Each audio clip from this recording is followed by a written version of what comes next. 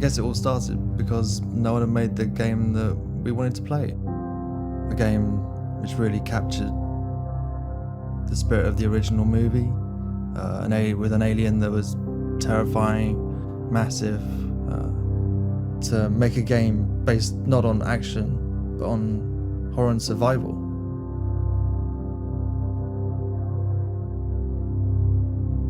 This had to be a horror game. We wanted to create an experience that was terrifying and claustrophobic, a game where you would spend the entire time worrying about where the alien is.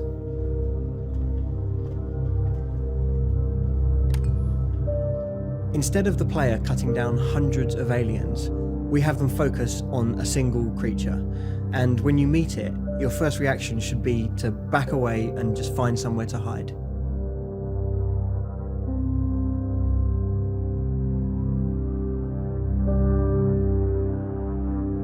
Getting the story right was really important to us. We kept coming back to the question, when the Nostromo went missing, who would go searching for it? And that led us to Amanda Ripley, and if she went looking, what would she find? In Alien Isolation, the player is a normal person in an extraordinary situation. The player isn't equipped with incredible firepower or military hardware. They are isolated, they are vulnerable, and they're just trying to survive moment to moment with whatever they can find in the environment that will give them some kind of edge. We've taken the majority of our cues from the original movie. This kind of lo-fi sci-fi has informed just about every aspect of the art, from the architecture to the character design, the materials we're using, visual effects, lighting, everything comes back to this 1970s view of the future.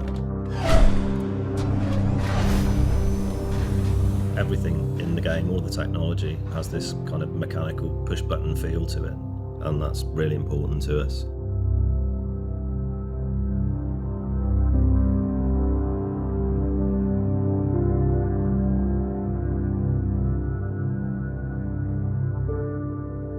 We really wanted to take the series back to its roots, for the players to confront the original Alien. We really wanted to make the Alien game that people have been waiting for.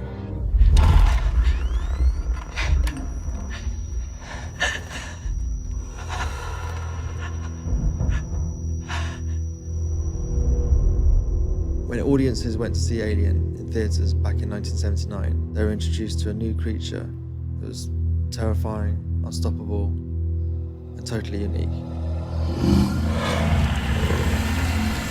We wanted to make a game that recaptured that original experience. We wanted to make the alien scary again. Depending on how cautious players are, we've seen encounters in Alien Isolation last well over 30 minutes in some cases, and this just can't be done with scripted behaviour. As soon as the player can predict a pattern in the alien, it stops being scary. It doesn't follow any prescribed path or set of behaviours that are telling it to do specific things. It's just reacting to the player's presence and the choices that the player makes. The alien really is hunting you. It is using active senses and moment-to-moment decision-making to hunt you down and kill you.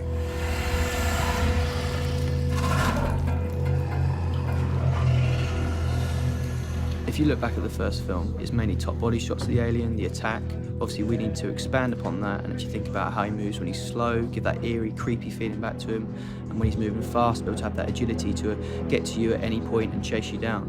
The alien's huge and the environments are all down to scale with the film sets, and we need to move him through that at full speed. We don't want you to see discrete animations. What we want is smooth, continuous movement. We want him to look alive.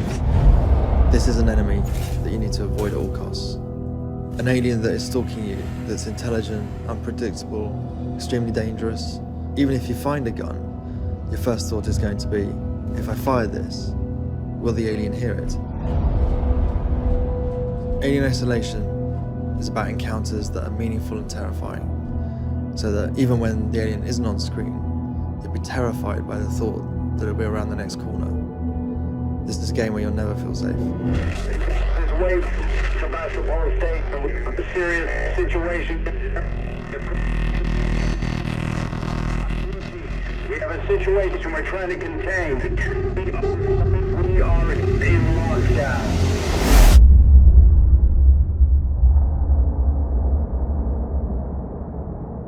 Ridley Scott's original Alien movie presented a really grounded view of the future. This wasn't holograms and touchscreens. It's chunky, analog push-button technology. This is a world of CRT, not LCD. Early in development, our artist studied the work of Ron Cobb, who was one of the original concept artists on the film. And the goal was that if we could understand his process, we would be able to expand on the universe while still remaining faithful to the original source. This lo-fi sci-fi approach doesn't just inform the visuals, it also has a big effect on how we design the gameplay.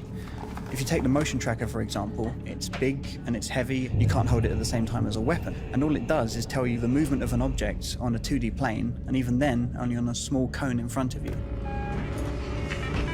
In order to stay faithful to the source, we set ourselves a rule: we wouldn't build anything that couldn't have been built on the original set in 1979. I'm in. Everything in our game conforms to this retro future aesthetic. The first objective was to strip back the UI as much as possible. For the on-screen elements that we do have, we had to look at a lot of different options to try and recreate the softness and fuzziness that the technology of the 70s presented. The technique that we found most effective was actually to take gameplay footage and UI elements and record them onto VHS tape and play them back through an old portable television. And on its way, we would distort the cables and stamp on the tape and generally destroy equipment in the process. And once we got that back into the game, we found that it didn't just look authentic, it was authentic. This is a game set in the future, but baked in the past. It's a place which we can really relate to.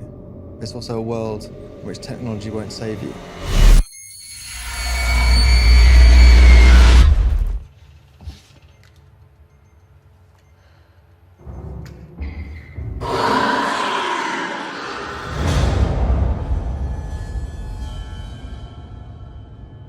Sound is a massive component of any horror experience, and that's definitely the case with Alien. We wanted to be as authentic as possible when it came to recreating the sound of the original music, and so we put together our own orchestra from the best musicians that we knew around London, including some who'd actually played on the original recordings with Jerry back in the 1970s.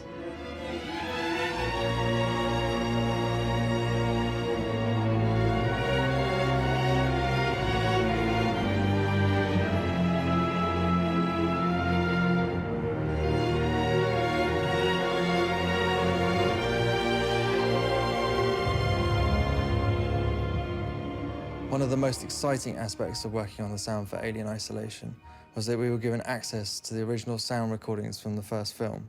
5A, Section 8. We were very lucky because we were able to find some very old recordings which showed the process by which the sound designers created a lot of those sounds, and we were able to recreate that process as accurately as we could.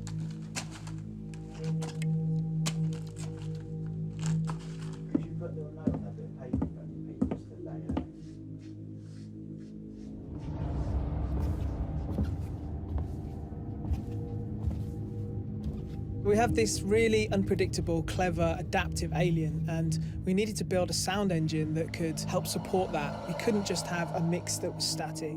We needed a score that could change and that could adapt based on what the player's doing and based on what the alien was doing. If the player is hiding from the alien, the sound engine will know that and it'll adapt, it'll make it more tense. The idea is to drive an emotional reaction from the player. In our game, sound is critical because when you're hiding in the dark, what you can hear might just be the key to your survival.